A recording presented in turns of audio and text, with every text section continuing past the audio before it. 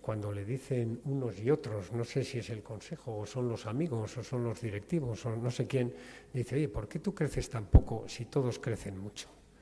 ¿Por qué tú no vas donde el otro que ha venido a abrirte oficinas a tu territorio y tú ¿por qué no vas a abrirle al otro territorio, etcétera?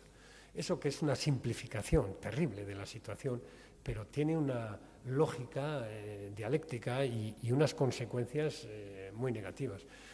Yo creo que la solución de cuotas participativas se ha revelado que no es suficiente, porque son instrumentos que son de una complejidad y una falta de liquidez que no funciona.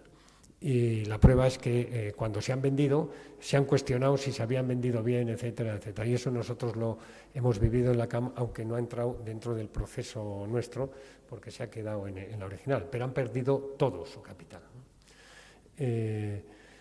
Yo diría que todos los implicados en el sector, consejos de administración, directivos, autoridades, reguladores, en el proceso de expansión lo podíamos haber hecho mejor.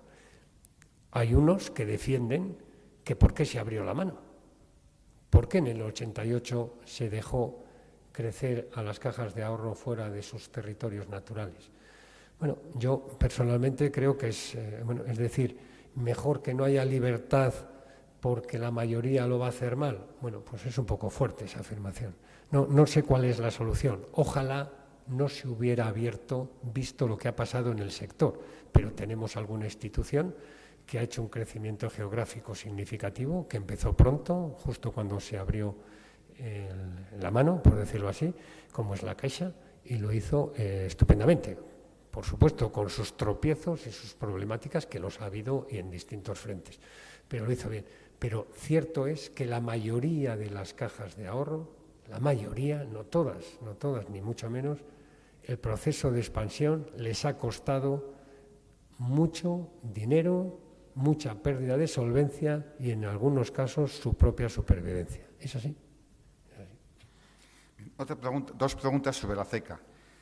Procesos de alianzas al estilo de modelos de cajas rurales que están asociadas en el Banco Cooperativo, tratando de mantener la personalidad de las cajas y el arraigo territorial. Quizás este es su principal activo. Sí, bueno, yo no he estado en la CECA nunca. Yo he estado algunas veces en la EBEA como representante en aquel momento del BBVA, pero pues es posible que podía haber hecho cosas. Yo no creo en la obsesión del tamaño, entonces esa especie de agregaciones entre distintos solo tiene sentido para ganar tamaño. Uno puede tener, como era a través de la CECA o a través de cualquier otro mecanismo, pactos de colaboración para cuando los clientes de una entidad regional vayan a otra zona o estén en otra zona, etcétera. No veo la obsesión de necesitar ganar tamaño si no es para hacer un proyecto distinto, un proyecto que pueda ser expansión internacional, entrar en los negocios mayoristas, bueno, eso puede ser, ¿no? Por lo tanto, yo creo que la CECA ha prestado un servicio, espectacular a las cajas, que ha permitido que sobrevivan casi todas más de 100 años y creo que lo hemos estropeado nosotros. Nosotros, los que hemos hecho ese proceso de expansión inadecuadamente, en general inadecuadamente. Y digo en general porque hay excepciones y son importantes y brillantes, pero lo hemos estropeado nosotros, no los demás. A ver si esta pregunta está un poco la. Parece ser, se atribuye al gobernador del Banco de España algunas fusiones y algunas de ellas no se sabe, no creo que hayan salido bien. Es el caso quizás de Bankia y Cajamar y de Cajasol y Banca Cívica. Sí. ¿Cree usted que esas fusiones ayudaron a mejorar los resultados o por el contrario las perjudicaron porque dos entidades enfermas dan una más enferma? Bueno, yo estoy plenamente de acuerdo en la última afirmación. Dos enfermos dan un enfermo mucho peor para los dos, eso no tengo dudas.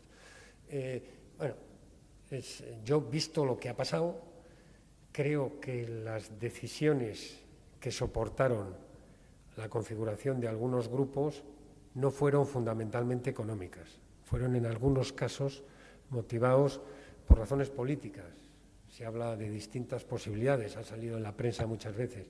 Lo cierto es que la configuración de algunos grupos de los que han salido fue fallida, en el sentido que han tenido que ser comprados o rescatados. Luego, si el objetivo de esas fusiones era hacer un proyecto propio de ese grupo, eso ha sido un fracaso.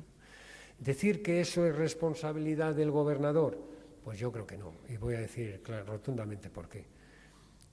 Una entidad no puede actuar contra la convicción de que es, o sea, no puede actuar en una línea en la que esté convencido que es una línea negativa para sus clientes, socios, dueños, instituciones, etcétera, que la soportan. Por mucho que un gobernador, si es que es el caso, que no lo sé, les diga que tienen que hacer un movimiento. ¿Por qué? Porque un movimiento de estos implica que están poniendo el valor de su empresa en otra cosa. Y para hacer eso, lo primero que tiene que hacer es analizar esa operación. Y una obligación de un gestor y de un consejo de administración es hacer lo que llamamos el due diligence. Es decir, no se puede hacer una fusión si uno no sabe seguro que lo que está fusionándose es adecuado, por mucho que se lo diga el gobernador o el Papa.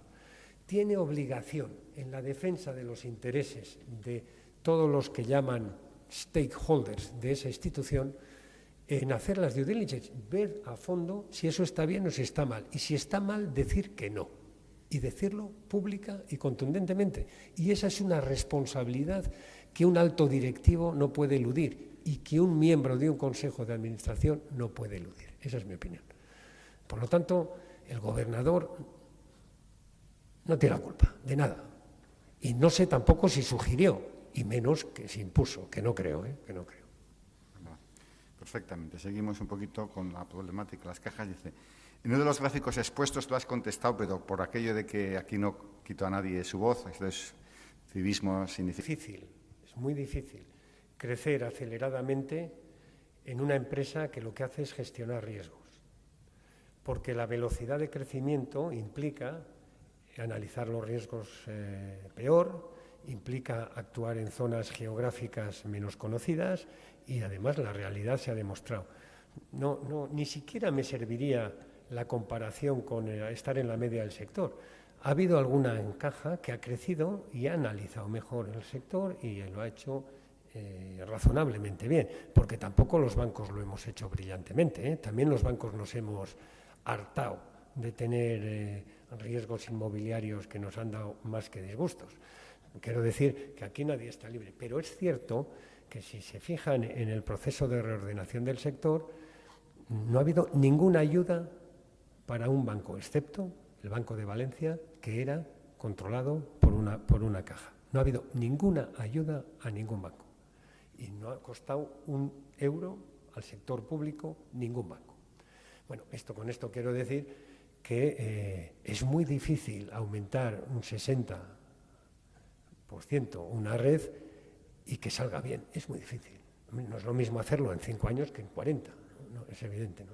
Pero vamos, la gestión del riesgo es algo muy prosaico, muy difícil, muy aburrido, muy rollo. Muchas veces hay que decir que no. Y eso es el negocio de la banca. Y a veces se piensa que el negocio de la banca pues es el volumen global, la cuota de créditos, la participación en un grupo que es muy lucida, algún consejo de administración. No, eso no es la banca. La banca es gestionar el riesgo adecuadamente. Sí, es una pregunta un poquito especial esta, pero bueno, te escapas, sí, lo digo porque dice, ¿no cree usted que a Caja Navarra le hubiera ido mejor si no hubiera dejado de actuar prácticamente únicamente en su actuación tradicional en su propio territorio en vez de expansionarse tanto?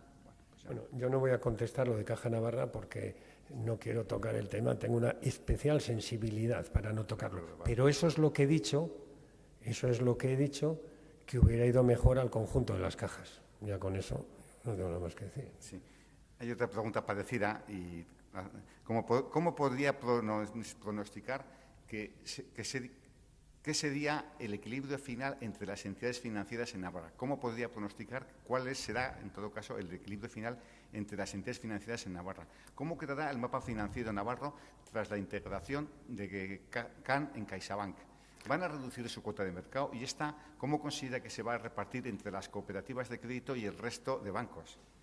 Bueno, casi nada. No, eso me viene muy bien, porque yo creo que Caixa lo va a hacer muy bien, pero espero que los competidores lo hagamos mejor y que pierdan cuota.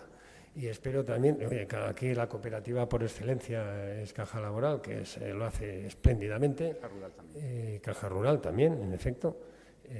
Y los dos lo hacen muy bien.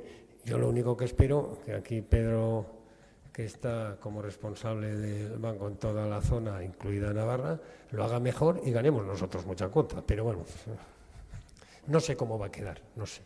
Pero yo sí creo que a medio plazo, es mi opinión, la cuota tradicional de Caja Navarra en Navarra difícilmente será mantenida como adicional a la que tiene Caixa, como adicional. ¿No? Sí. Claro, la suma, eso ya no me meto, ¿no? O sea, que yo creo que en este proceso las dos cajas cooperativas que he citado y nosotros salgamos beneficiados. Y los demás bancos que no he citado, que se las arreglen como puedan. Vale. Hay que borrar para casa, bueno. En fin, ahora ya pasamos a preguntas menos conflictivas, porque yo creo que ya hemos pasado, lo digo para que en fin, porque comprendo que no puedes hablar desde tu posición, ¿no? ¿Qué le parece que las SICAV tengan un 1% solo de impuestos? Bueno, a mí me parecía bien, pero no sé lo que va a pasar. Digo por qué, porque fomenta el ahorro, etcétera, y no es que la SICAV eso haga que la fiscalidad sea el 1, porque luego al final se paga el impuesto correspondiente. Bueno, yo no soy especialista en banca privada, aunque en mi vida me ha tocado alguna vez dirigir ese negocio, pero creo que en el corto plazo las instituciones que han puesto ese impuesto han perdido la SICAV. Yo concretamente conozco el País Vasco, se cambió el impuesto y todas las SICAV desaparecieron. Y si no, se irán a Luxemburgo. Y si no, se irán a donde sea. Dicho eso, insisto en que el impuesto final se paga. O sea, que cuando luego la SICAV se distribuye, entonces ahí hay un incremento y hay que pagar los impuestos. O sea, que no es que simplemente, a veces se dice, no, es que la SICAV, que es de los ricos, pagan el 1 y yo pago el no sé cuánto. Bueno. Sí. ¿Qué opina usted sobre el impuesto sobre el patrimonio? Navarra tiene el impuesto del patrimonio más caro, no sé si de Europa o del mundo. Es mucho mayor que el de otras regiones de España y hay otras regiones como Madrid en que no existe. No, pues yo no estoy a favor del impuesto de patrimonio, porque me toca, y ya está.